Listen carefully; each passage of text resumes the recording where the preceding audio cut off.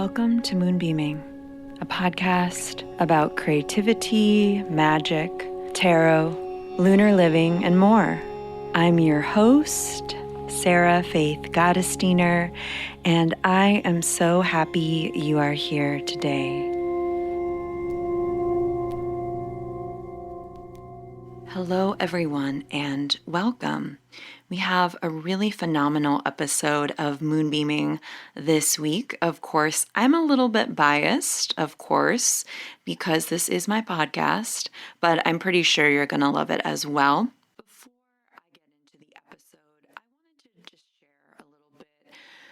I record these episodes in advance, obviously, because I need to give time for my editor, the wonderful Caitlin George Parker, to edit. I recorded last week's episode before the insurrection on the Capitol, before the attempted coup, and I'm recording this week's episode for Inauguration Week before Inauguration Week.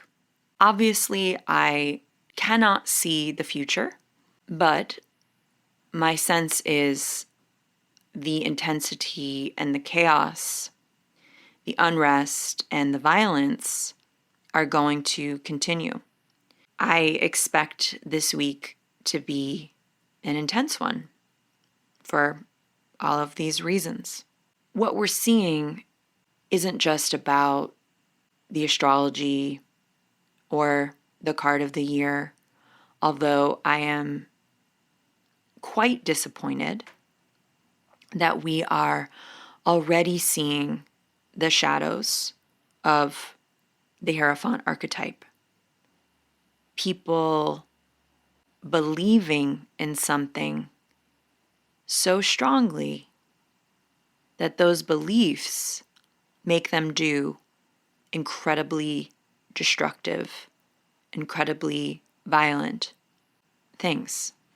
And I want to be clear that my belief is that all spiritual modalities that help to describe the energy, what's going on, they are correlations, not causations. The fact that this is a Hierophant year is not making anyone do anything. I do believe that we have free will to a point. And that's absolutely a topic for another podcast episode. The reason why this is happening isn't because of, any archetypes or planets or anything like that.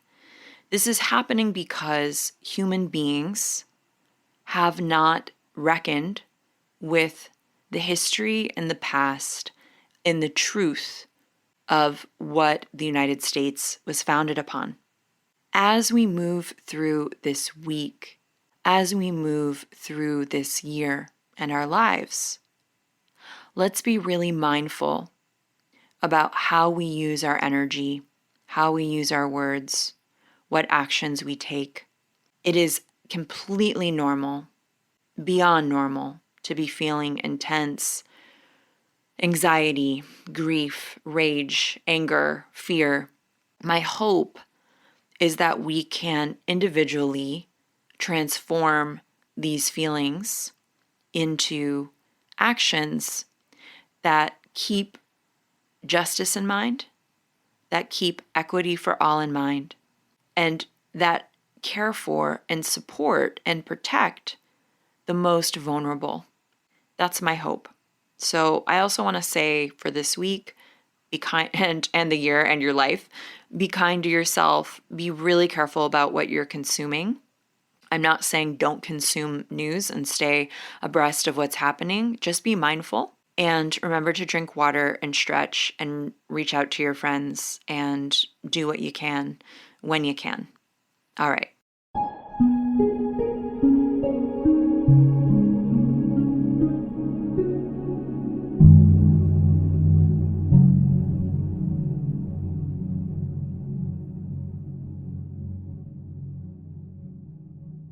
So the moon is waxing, and I have a sense it's going to be a little bit of an intense week. So I wanted to read a little bit from my just released book, the Moon book, Lunar Magic to Change Your Life. In the book, I talk about every lunar phase. I talk about the energies, traditional energies. I talk about ways to work with this energy magically, practically, emotionally, spiritually, action-based, all the things. And because we are not always experiencing this energy the same way, because we are all different people having our own experiences, every archetype is going to be hard for folks. Every energy is going to be difficult for folks. And there's no shame, no blame, no judgment. It just sometimes is what it is. And I go into maybe why that might be and give suggestions on how to work with all of the phases that might be a little bit tricky or difficult or challenging for folks. So I wanted to read this passage from the Moon book that is called If the Waxing Moon is Hard for You. A waxing moon during autumn or winter could feel jarring. As the moon is blooming, the northern hemisphere is in rest mode. Remember to stay rooted in the season and spend extra time honing in on what your body needs. If what is coming up for you under the January night sky is painful, sit with it, listen to it. Be with it until it floats away up into the stars to form a constellation that mirrors the lessons you are learning. When you are in a waxing moon phase, you are growing. Because we can be hard on ourselves, you may be paying attention to what isn't working than all the hard work you are doing. The waxing moon is a wonderful time to unpack perfectionist tendencies. You could be in a waning dark or new moon phase in life, so it may not make sense to focus on expansion. You might be grieving, depressed, or transforming in mysterious ways. If so, I suggest utilizing the waxing moon to focus squarely on your physical health. Drink more water, add more time to an exercise habit if your body allows. Transmute emotions through actions such as making art, boxing, banging a drum, singing, screaming, or crying. If the waxing moon time or the concepts and themes presented around the waxing moon are difficult for you, I encourage you to examine this. What is stopping you from putting yourself out there? Maybe at the waxing moon, you can write down all that you have accomplished. And yes, getting out of bed is most definitely an accomplishment. Staying in bed is also one too. Start by giving yourself a little more credit. Make a list of accomplishments of any sort that you wish to achieve. Maybe you can start going after them one by one, moon by moon. With trying comes trust. With trust comes confidence. With confidence comes resilience. With resilience comes sovereignty. That was an excerpt from my book, The Moon Book, Lunar Magic to Change Your Life, available at your favorite independent bookseller or wherever books are sold.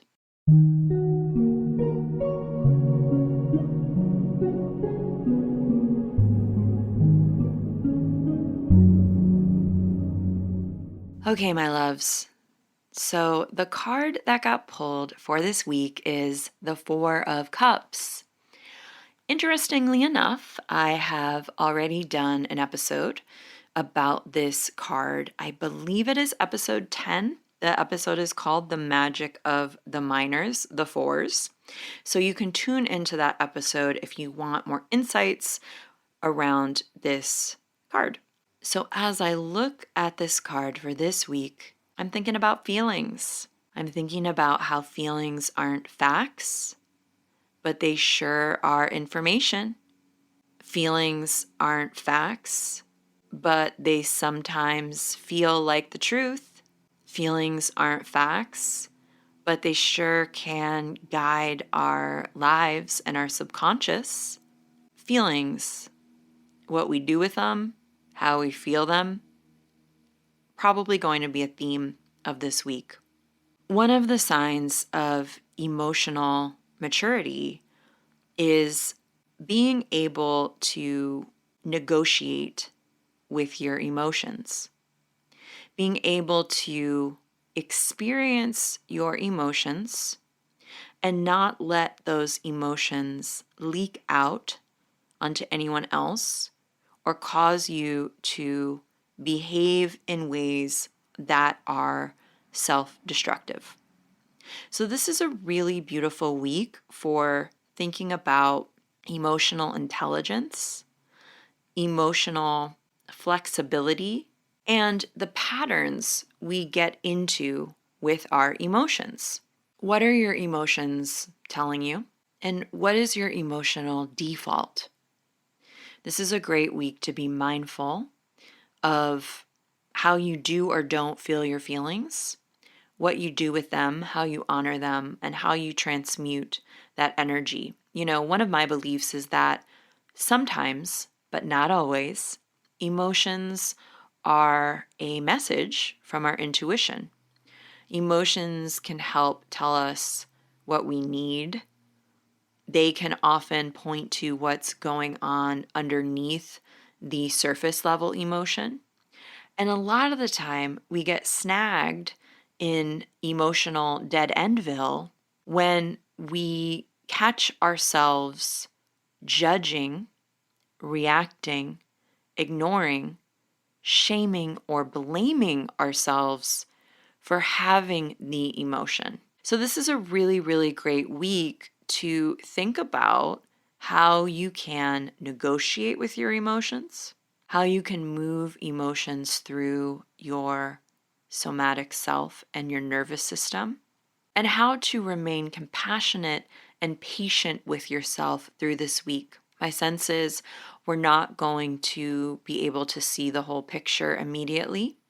My sense is we're going to have to watch reactivity and how we can sometimes be self destructive when our subconscious or maybe even trauma response takes over. My sense is also it's going to be a little bit difficult to maintain motivation this week. And I mean motivation in all senses of the word, not just like productivity stuff, right?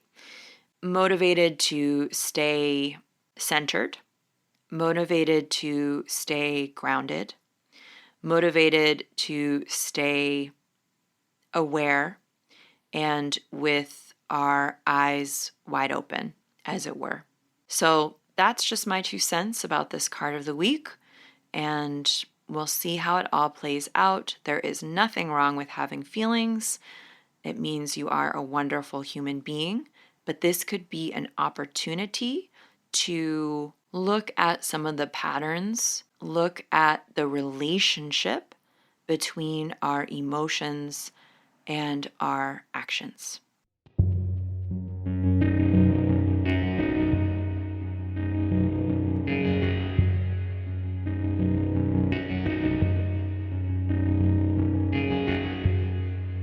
Okay, my dears, so this week I have a very special guest. My guest this week is Andréa Ranae Johnson. I'm sure many of you are already familiar with her work. If you aren't familiar with her work, she is a visionary facilitator, a writer, a coach, a teacher. She started the Whole Self Liberation School, and our conversation is really, really beautiful and really, really inspiring. We talk about what happens when you thought something was your calling in life, turns out it's not. How do you deal with that? How do you pivot? How do you transform? How do you rebuild a different identity or a different way of being? I also give Andréa Ranae Johnson a tarot reading, and it's a really, really beautiful one. And for all you tarot readers and you tarot buffs, we talk a little bit about what it could mean when all of your tarot cards are in the same suit, or when you have a preponderance of the same suit of tarot cards. So I know you're going to be really inspired by this conversation. So without further ado, here it is. I know you as a thinker. I know you as a thought leader. I know you as a creative. I know you as a writer. I would love to hear you introduce yourself. I love those words.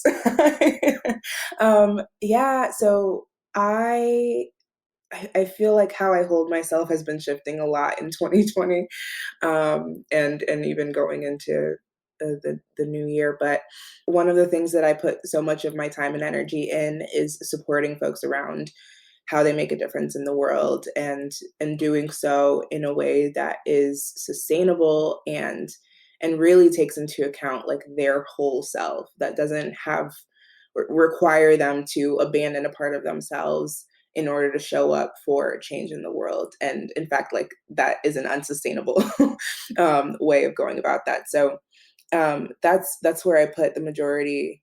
Well, as we're recording this, that's where I put the majority of my energy and time. And I have been shifting a lot over these last couple of years to holding that is a very important part of me. And there's more. I am diving more into my music and songwriting, and really 2020 was about really honing in on what is my voice. Yeah, and I intend to put some music out there in 2021. I am a dog mom, and that is new from 2020. Of Zima, Ema, right? yeah, all white husky sweetness angel, and Adorable. Beyond. Blue eyes. So soft. So precious. yes. And yeah, and I live in Tulsa, Oklahoma. I'm from Chicago, and before Chicago, I was from Michigan, but Chicago's my home. Yeah, and so that's the big thing. And I am the in terms of making a difference in the world. I just recently started an online school for liberatory living, essentially for people who want to figure out their own unique way of making a difference in the world, which is called whole self liberation. So I'm being a guide and a visionary CEO, like in an entirely different role than I have been before, with a team of brilliant humans. So that's who I am. We're going to talk about all of this, okay? So the first thing this is what I wanted to ask you, and you brought this up, so I'm going there first. You brought up that you've gone through many iterations in your life, in your career, in your attention, your awareness, what you're diving into, so on and so forth. I was hoping you could speak a bit to how you flow from project to project. Like, do you get itchy? Do you get bored? Or do things just emerge? Like, can you speak a little about this? Because I think there are so many people out there who might be afraid to change things up, or if they've been, because the other thing I know about you is that what I know of you, all of the different things you've done have been very successful. So I think sometimes also it's hard for folks to, if they've done something successful for a long time, they're like, well, I can't be this other person or I can't change. And I was hoping you could speak to your own process and also hopefully give a little bit of advice for folks who are like, but I want to become a watercolor painter, but I've been a dog walker for how many years? Like, can you speak a little bit? Can you speak about yourself and for others? Oh yes, it was such a big topic, and I really appreciate this question. I think it's clarifying some things for myself, even just thinking about it. I think a foundational thing for me has really been tending to, like, how does it feel to do the things that I'm doing, and does it feel the way that I want to feel? And then what do I want? Like what am I wanting to create or do or be or experience?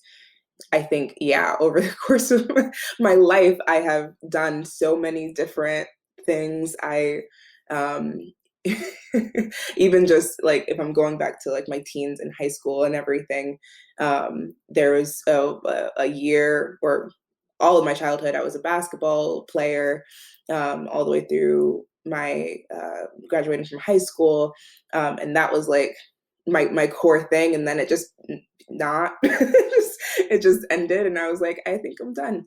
I still love basketball and I still love moving my body and everything, but it just wasn't the center of my world anymore. And I was always into singing and everything, and that's just been a constant throughout my whole life, but in different ways. But in my teens, when I was 16, I got signed to a modeling agency. And You're a modeling agency. um, yeah, and explored that for a little bit. And I was like, let me just try and see. I don't know. Didn't It wasn't for me, not in the way I'm really grateful I didn't continue, because my mindset and just like where I was, it wasn't a good place for me. But so glad I dove into it. And yeah, and I would like volunteer with like organizations supporting seniors around Alzheimer's, and like sex trafficking, and like all these different things. Just thinking about that time in my life alone, I just kind of went with like what interests me and let myself flow. And grateful to have like parents who are also like, oh, okay, yeah, let's do that.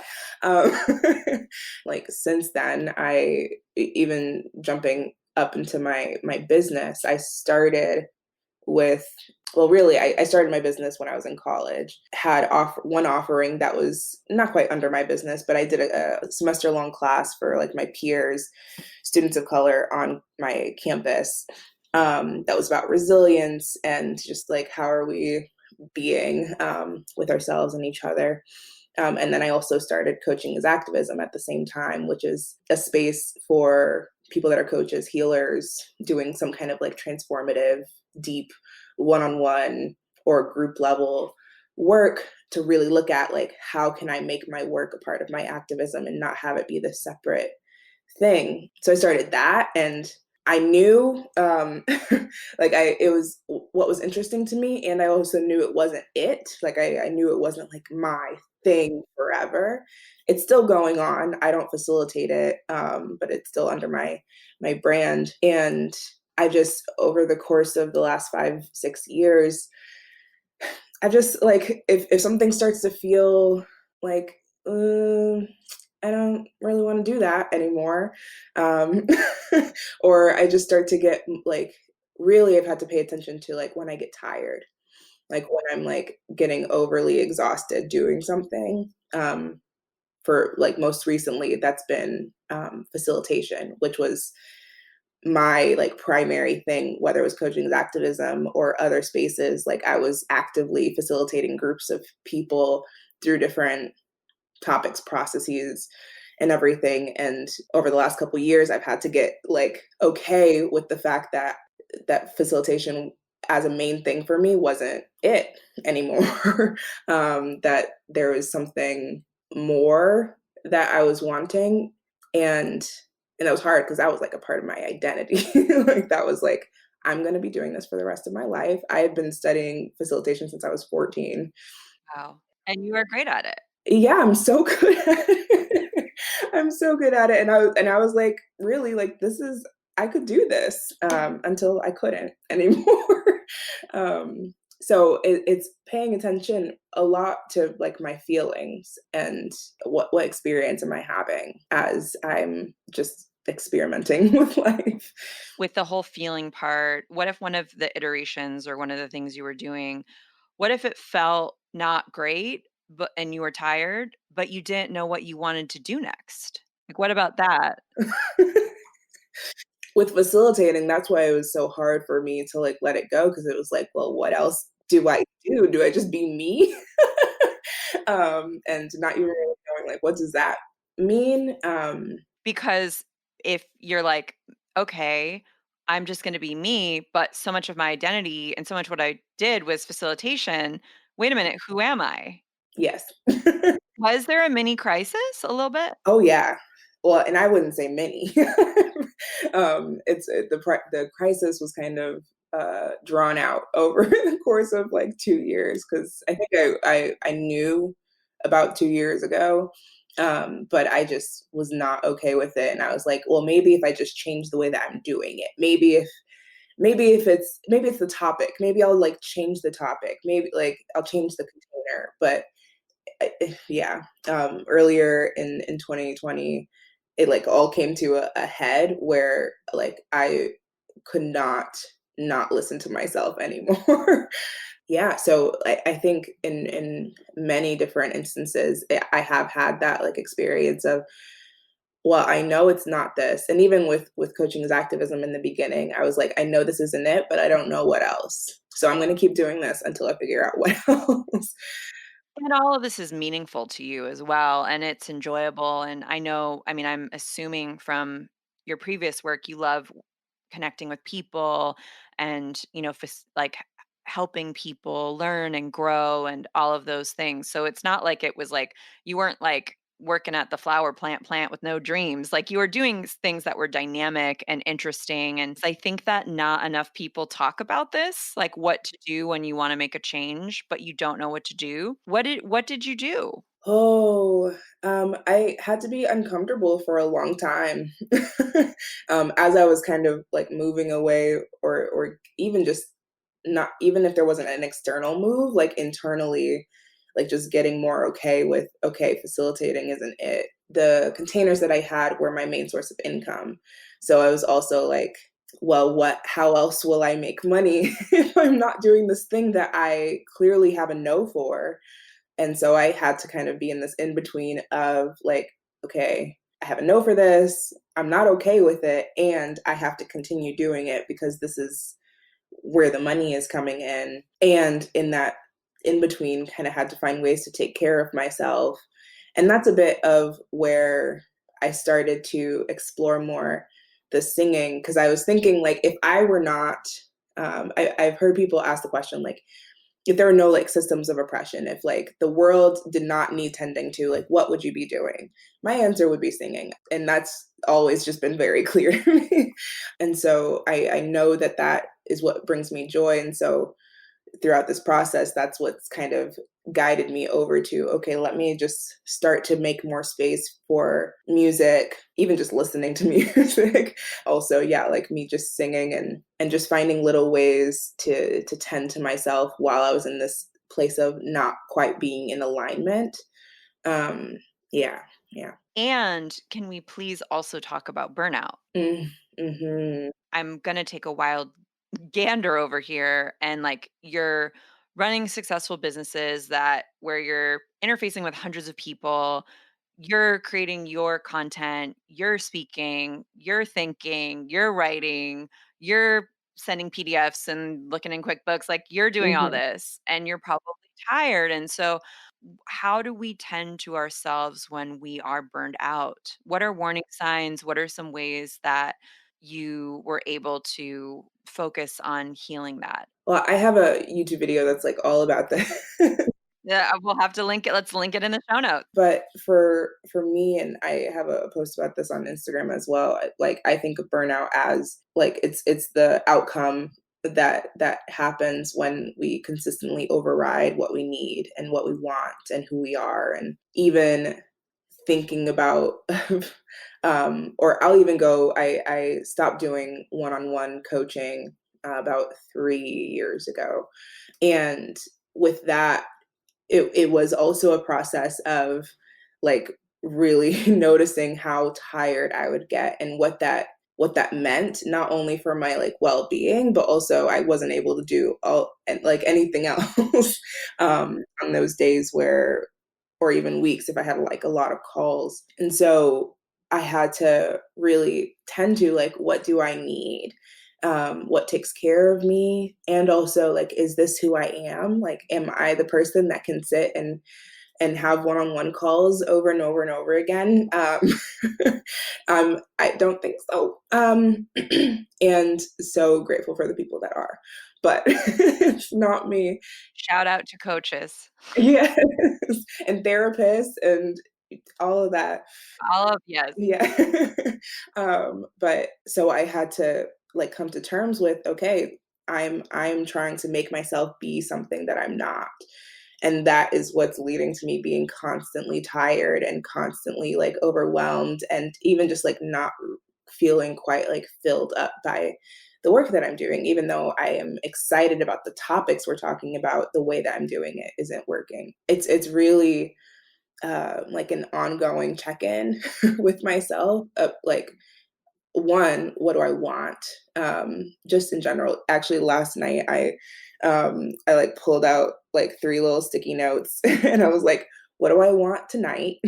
What do I want before the end of the year? What do I want 2021? And I just brain dumped because I was feeling kind of like I was feeling tired and I was feeling kind of like not quite present to myself. And I was like, okay, what's going on and what am I wanting that I'm not actually like tending to? And so it's that ongoing, like I feel something's off. What am I not tending to? What am I not giving myself? What am I not acknowledging in myself? Or what am I not feeling?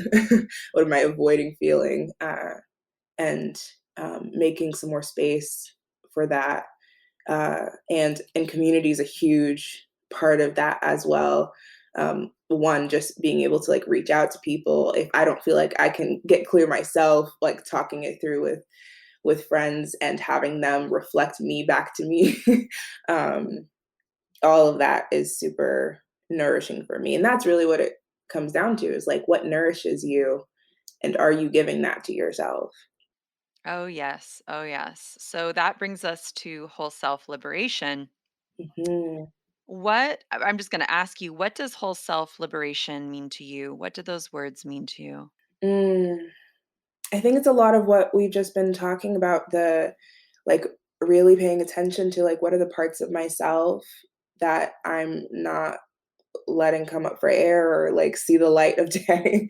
What are the parts of myself that I've been like overriding and not just like in terms of like personality or identity, but just like a desire that you have or a dream that you have or a boundary that you have or like all of these like little things in our everyday lives that we may ignore or not give any space to express or um, really bring to fruition. So it's that and the whole self piece is holding the context of who we are where like I am an individual and I am my own unique being and I don't exist in a silo. I don't exist separate from what's going on around me. I don't exist separate from the collective, from systems, from culture. All of those things reside within me, and I've got to tend to that as well. So looking at systems of oppression, I have a certain experience of life in relationship to white supremacy, in relationship to fat phobia, in relationship to patriarchy, and so on, classism, capitalism, all of that. I have a relationship to that. And what does that look like? How am I being influenced by certain ideas and systems and ways of being and thinking? And how am I influencing those systems and ways of being and thinking? And how am I upholding them through my decisions and actions?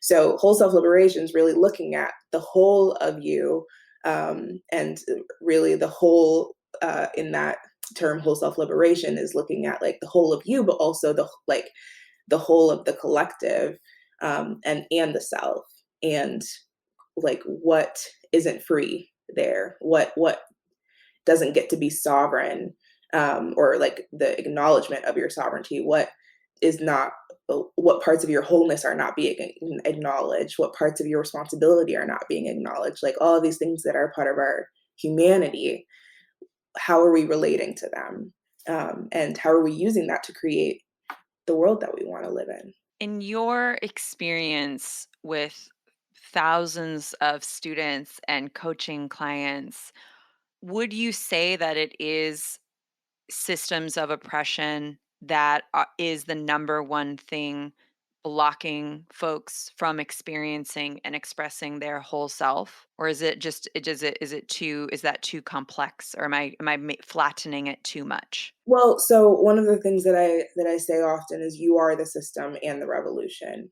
Where yes, the system and cultures like exist outside of us, but they also reside within us. And it's not like white supremacy doesn't exist in a building. Like it doesn't. It's not like in these like external things. They reside in people. Like we keep them going. We uphold them. We carry on the stories of what these cultures and ways of being mean. I think my answer to the question is we are our biggest barrier, but not in like I know in like personal growth spaces and everything, people will have this like very individualistic, like you are your only limit, like you're the only person holding you back when no, there are people and people within systems that are like creating barriers that are very real. But so I would say it's like it's people. Like it's in how we engage with ourselves and each other and the ideas and things that we are rooted in that become the barrier, and that's within us and as we relate to other people outside of us. Yes. How did this huge community-based collective project called Whole Self Liberation come about? I was on my couch journaling. Yeah, well, yes. I like about 5 years in 2015, I was just kind of looking at what do I want my work to be, and like what do I like what kind of like theories and stuff do I hold, and all of that, and the phrase whole self liberation came to me, and I was like, that's interesting. And I wrote it down, and I probably still have the notebook that I wrote I wrote it down in, and I was like, huh, like okay. And over the time between then and now, I have continued to like sit with it and tried to in 2017 tried to bring it to life, did for 4 months and then shut it down, because the way that I did it with a business partner, just was not turning out to be what I wanted, and I didn't get to be my whole self. So I was like, can't do this. So then I put it back down, and just I've tried all these different ways of like thinking about it, and like what does this want to be. Wow, that's a great question. I just wanted to pin that, like, yeah, what does this want? What do I want? How do I wanna feel? And what does this want to be? Hmm. Yeah, yeah, and it's been like I don't want to give the impression that like it's been an easy or like smooth process. It like I have had so many days of like anxiety and like just like what does like I want to bring this out, but I don't know what it wants to be. And then once I like started to clarify, okay, it's going to be this. Um, it just wasn't the right time, and like I had all these other things going on, and I wouldn't have been able to give what I wanted to it, and so I've had to like postpone when I wanted to do it so many times. Sometimes by like I plan to do it in 6 months and realize, okay, no, I actually got to put it off for another year, or another 2 years. Like I have had so many moments where I've come to that reckoning with myself, where I got excited about it again, and I was like, okay, we're gonna do it, and it was like, actually, no. We're gonna wait. Wow. And yet it still wanted to come forth. Yeah, yeah.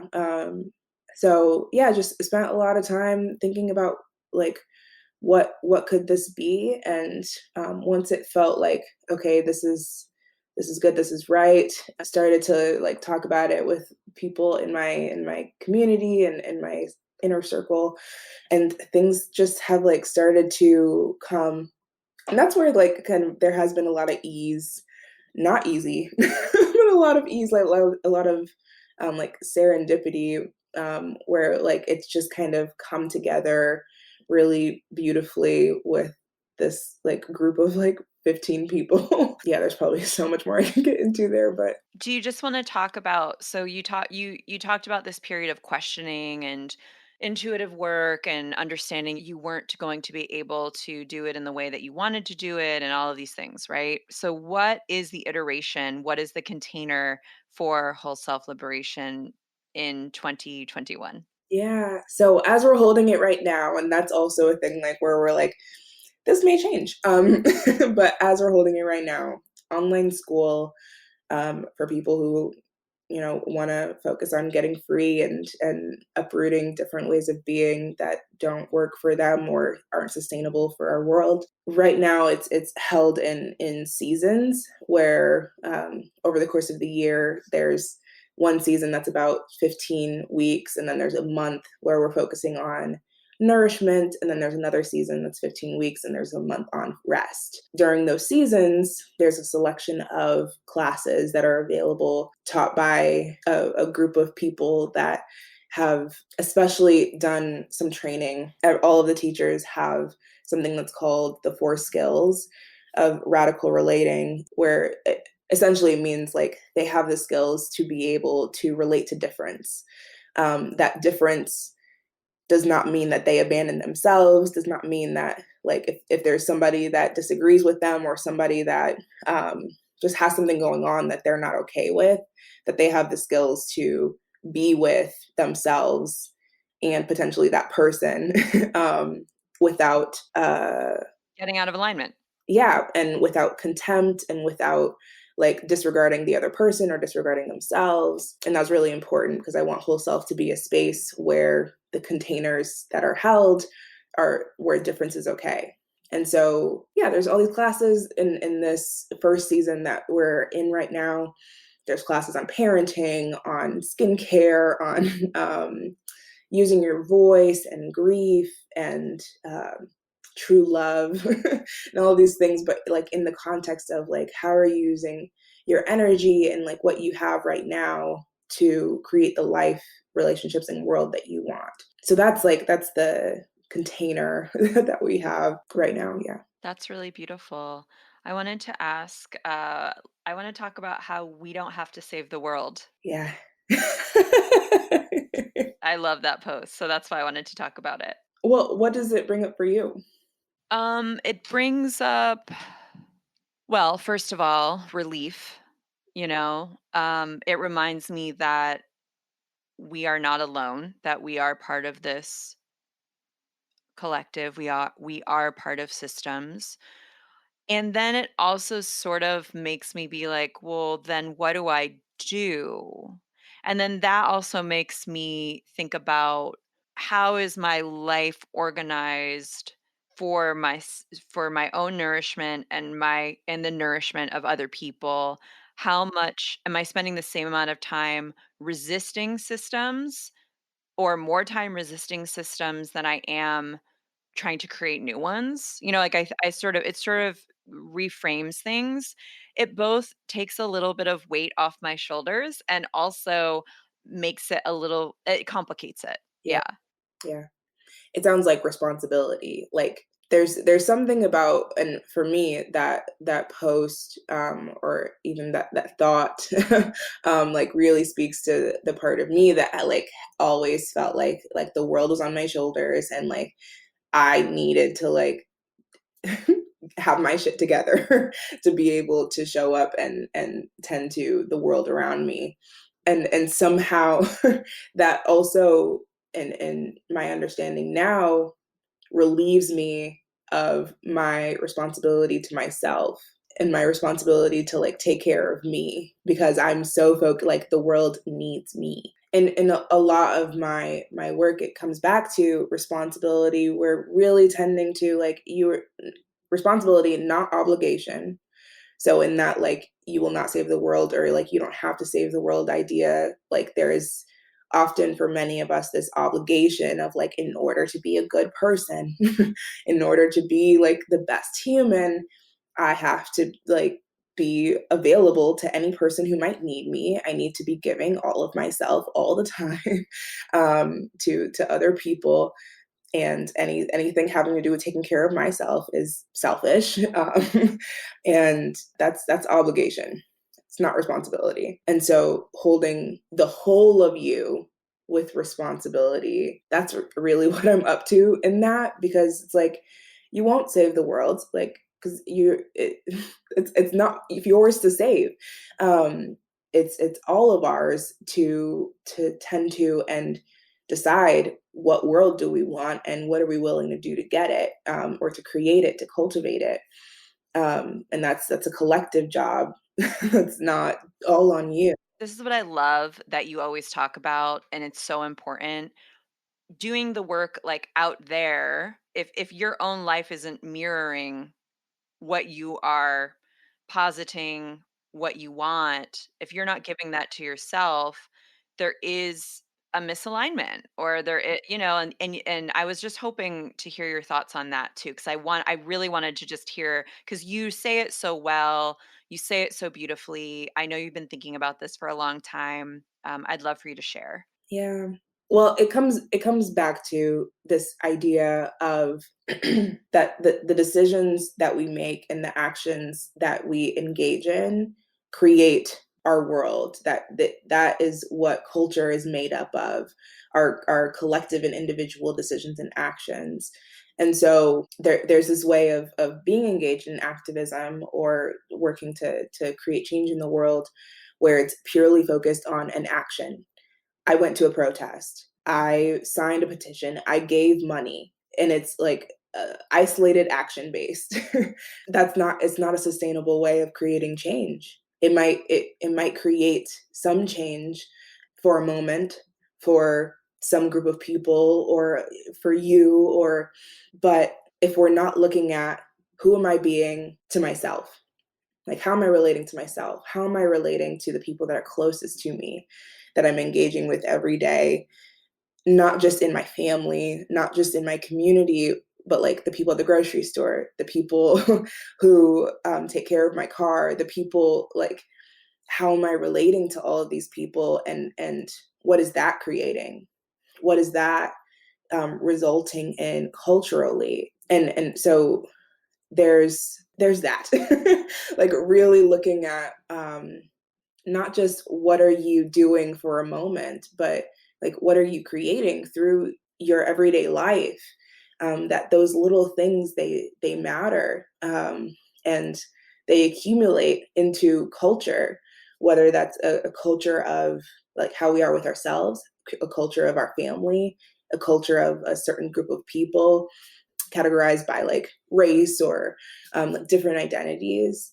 That's what culture is is like the things that we do and the decisions that we make.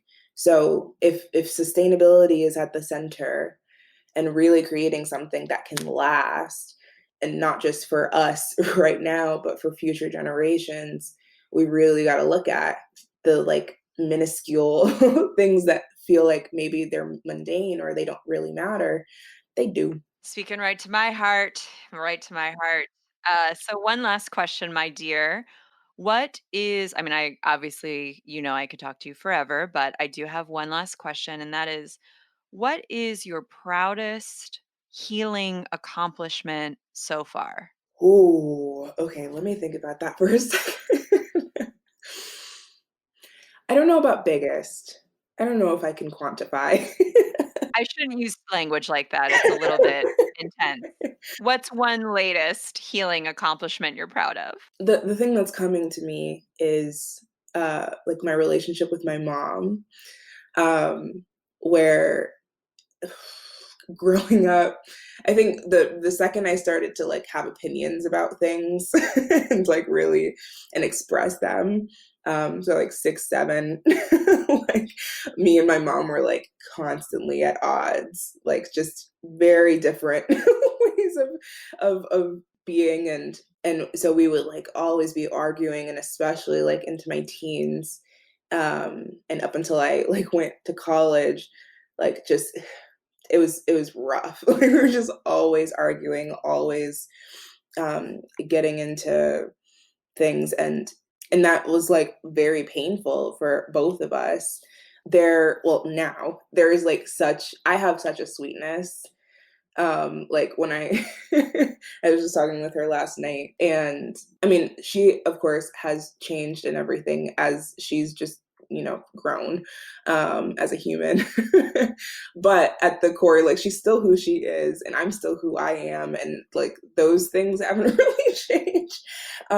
But how I relate to her has changed so much, where like because I have really cultivated my own sense of okayness, my own sense of affirmation, and that like I am who I am and you are who you are and I get to relate to you as you are and really hold like you're so sweet um I love that. in all of your like wanting to control everything all the time. Like I have so much I am able to access so much more of like the sweetness and Yeah.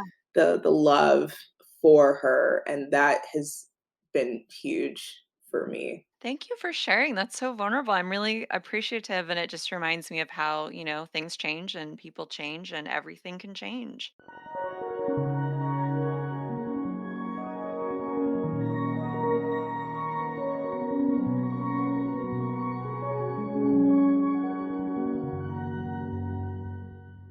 Okay, so before we get into the tarot cards, I have a couple of messages from, I call them your spiritual friends, your guides, who knows, but I tuned in a little bit to see what wanted to come through, and it was really beautiful and awesome.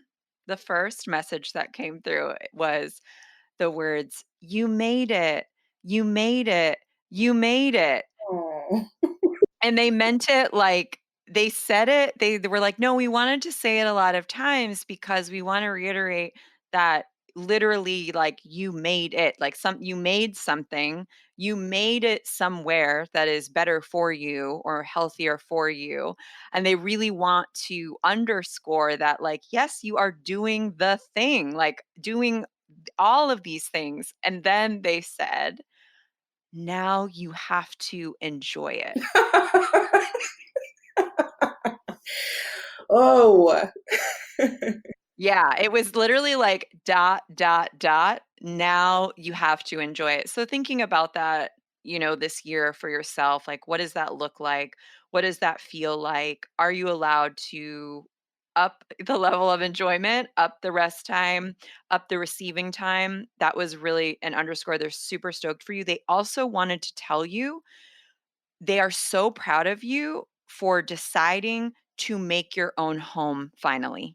Mm. If that makes sense, and it's also metaphoric, like, it's like there were levels to it, so they're really excited about that for you. Last but not least, on the metaphoric message, they said they shared this funny saying. This is how I know it's, like, not me because I had never heard this saying before. There are 2 best times to plant a fruit tree, 10 years ago and today.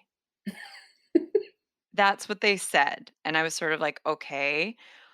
And the point that they're making is this year, 2021 for you is really it's about so many things for you and we're going to talk about that later, but the things you're like, "Okay, I need to plant these seeds. Okay, I need to do this thing that is going to yield fruit literally or metaphorically in about 5 or 10 years. This is the year to really do those things and not be afraid.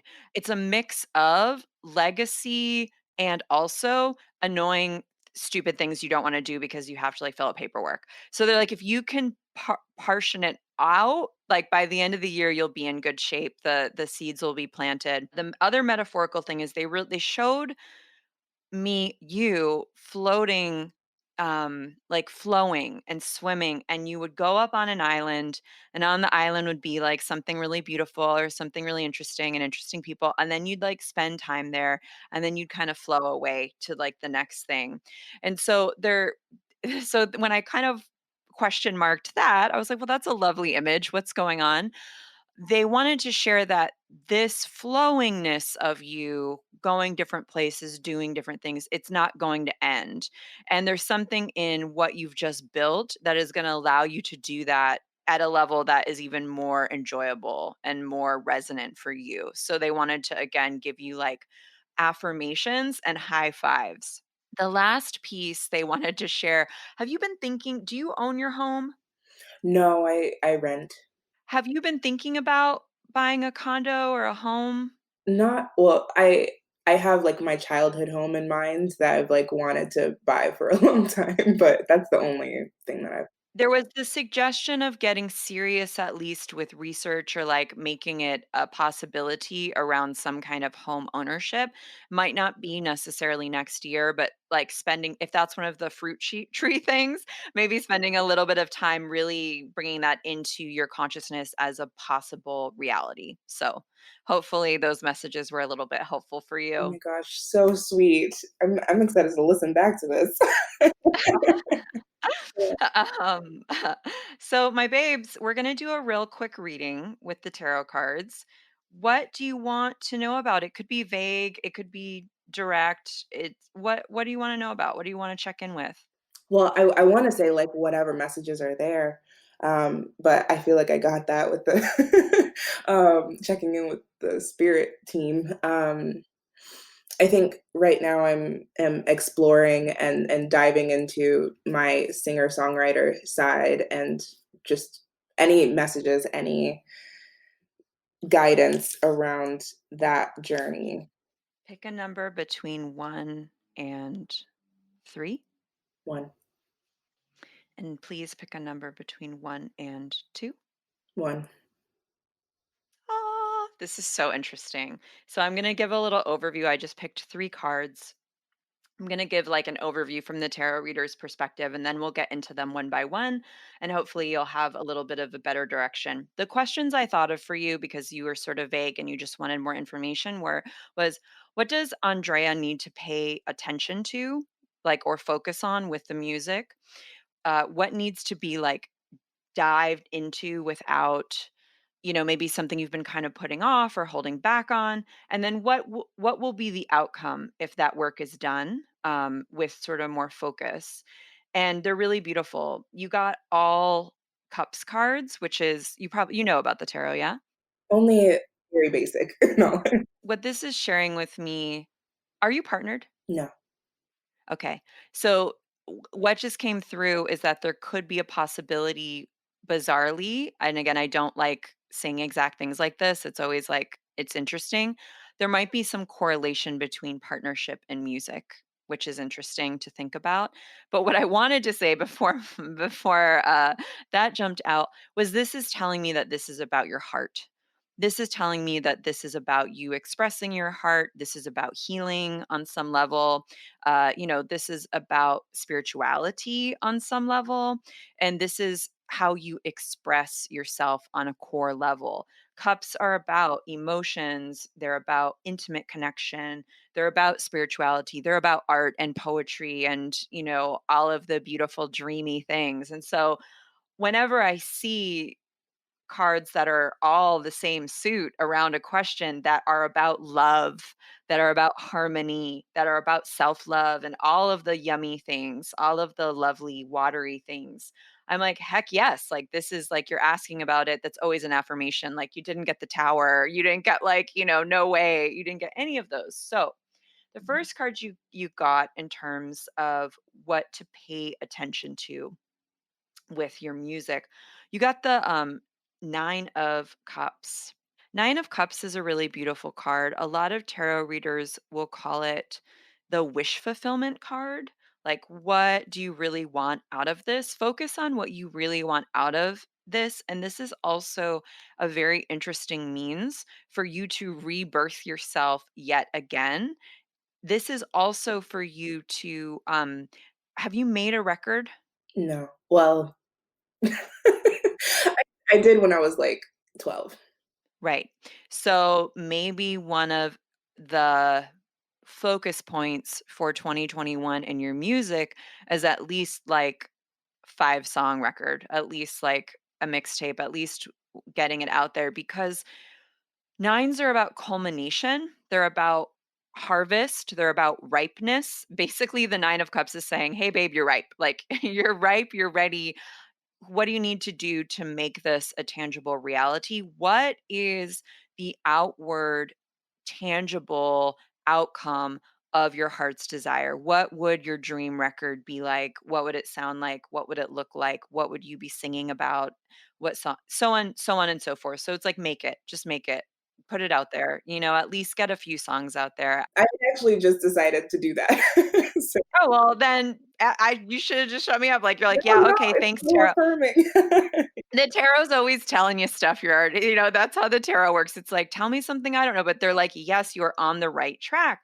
So what to dive into, what to address, you got the 5 of Cups. Now, this is a card about the healing that has to be done around this, and the first thing that I thought of when I saw this card, and I would love for you to chime in, but this can sometimes correlate to past disappointments, Mm, like having experiences with something and you're like, "You know what?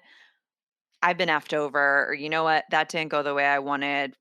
I don't know if I can do this again." Or it could also be there's some kind of grief associated with it. And so the cards are saying that's what has to get looked at, and that's what has to get musiced out. It's like the way you heal from it is the way you express yourself. You could even write a song about it. Hell, you could probably write 9 songs about it because whatever happened is part of your healing journey, and one way that you'll be able to move that energy out and feel seen, or at least close the loop around that past disappointment, is by doing the thing, So there might be some kind of stuff to kinda wade through. Ha is that Does that make sense? yeah, totally, and that's kind of what I've been experiencing, but I'm so appreciative of this kind of, like, framing of, like, the heart and the healing and, yeah, grief and disappointments and all of that, and even it's interesting that the image on the card is similar to that image that, the spirit team gave you around, like, floating around in water and Oh, different yeah. islands and stuff. Yeah, I see, this is why the tarot is so wild and why it all sometimes connects. I didn't even think of that, and that's really interesting because then it makes me think of, like, community and belonging, and, like, here is another way for you to belong or have community by expression and by, like, getting back in there and being like, "You know what? What happened in the past is the past, and now I'm here, and I'm allowed to take up space in this way, or I'm allowed to, with all of the knowledge and the experience that I have now, I'm able to, like, control, like, my hands are on the wheel, because maybe before someone hands is how do you hands someone's hands were not on the wheel. By figuring out what kind of creativity is ready to come through and what the themes of your record or your songs are going to be, like, you can really, like, give a lot of contentment, or you can give some love and protection to that inner child Mhm, who got effed over, and that sucks, but luckily through music and through by doing this, it's really the right thing to do. It's really good. So I would definitely, start at kind of the icky parts and maybe sing your way through them. Particularly to, I think that grief or disappointment, I think there are a couple ways we can address it. One is, like I said, it's just doing the thing. It's like sharing the vulnerability, and you do that enough times and it's like, well, yeah, well, this is part of my story. It doesn't make me broken or whatever. It wasn't my fault, so on and so forth. And the other thing is like, link, especially with music, and you in music, is linking up with community, linking up with belonging, linking up with people who are in alignment, who are ethical, who are cool, who share your vision, so on and so forth. And then the outcome card that came through was the Page of Cups, a little seahorse with a little rosebud. Isn't that so sweet? so beautiful. It's so beautiful. So pages oftentimes correlate to new beginnings. Mhm, Pages oftentimes correlate to inner child, um, sort of being a perpetual student. Page of Cups, cups, like I said, is about dreaminess, poetry, art, play, ritual, and Page of Cups steps through sometimes to be like, this can be joyful again, so long as you take that beginner's mind or that curious person's mind. It's also, to me, very much a card about possibilities, the possibilities and gifts that come when you really share your magic and your vulnerability with the world. And the other thing I'm gonna say is, like, I know this sounds really not related to music at all, But sometimes for you, this is just kinda coming through. This can also be a way for you to be held and experienced on a spiritual level that is a little bit different than how you have been before because it's outside of the realm of more transactional relationships. Am I making sense to you with that? I'll have to sit with that, but it totally resonates. Yeah, yeah, like, when you connect to your muse or you become your own muse, if there has been a kind of way that people have expected to interact with your offerings, Mm, this is can be a different way or a new beginning around those sorts of relationships. mhm. Is that making sense? Yeah. Basically, they're saying, they're like, "She'll love this. It's just another way for you to get free." I know they were like, "She'll like this," yeah, you're all like, how much more freer can I get?" Come on. But this is really so linked to healing. It's exactly the right time for you to be doing this. I think that if you really put your focus on it, by fall, you'll have the thing and you'll see the ripples and, revelations that come from this investment. This what does this little card look like when you see the outcome? Oh. I mean, there's like this ethereal Yeah. is the word that's coming up for me, where even like the night sky, like it's just like there's a vast, like anything could happen kind of energy. And even like the seahorse are just like magical little creatures. So, Yeah, I mean, how does it make you feel when I'm telling you this is the outcome? This is the potential outcome if you do the work and get to it.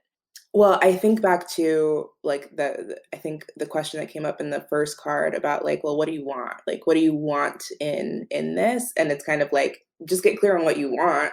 The world is your oyster. Yes, and also, like, there's something about I mean, obviously, we know that you are a wildly intuitive person. We know that your intuition flows, is the word, in various ways. We know that the messages you receive that you share so generously are absolutely of your brilliant mind, and they also come from some other spring or some other source. And I think there's also something with your voice and singing where there's a spiritual aspect, whether it's you connecting to your intuition, whether it's you singing songs to your future self, whether it's you singing songs to the future collective. There's all of these layers. There's all of, and that's kind of why I said I think there's something also here about the resonance and the vibration and the frequency of your music is on a different frequency than your other work. It's not better or worse, it's just different. What you know as well as anyone else, you receive what you put out there, right? And so it's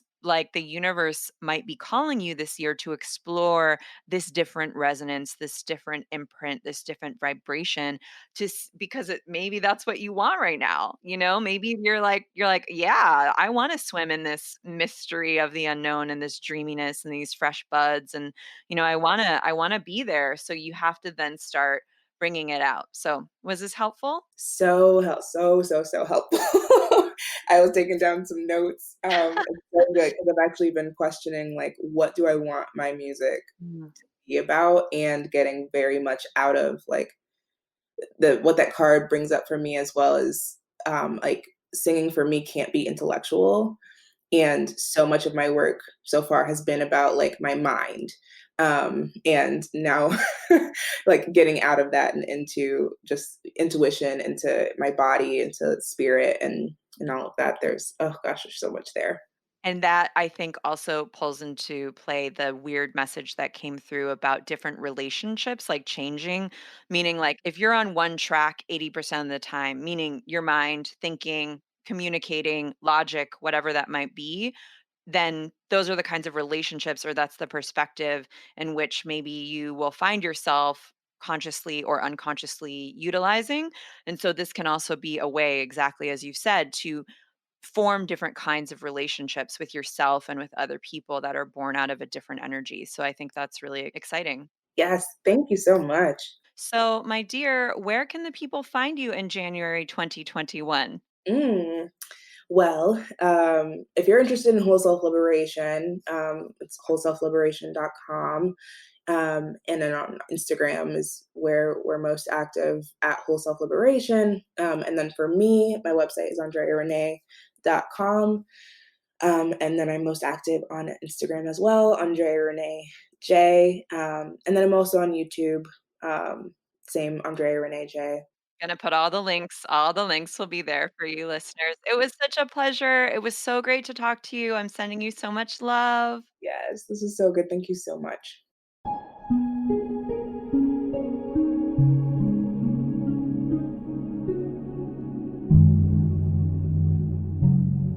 Okay, my loves, I hope you enjoyed that conversation and that reading as much as I enjoyed having them. Just another reminder, if you have not already reviewed and rated this podcast, if you do in the next week, you will be entered into a drawing to get a free reading with myself, yours truly. Please, please, please, if you love this podcast, if this podcast has helped you, served you, inspired you in any way, please leave a 5-star review. This is how people can find this podcast. This podcast is the little podcast that could. We're just doing it totally self-funded, totally DIY. That's how I like to do all of it. Word of mouth is everything as well. If you have a friend or two you know would enjoy this podcast, let them know.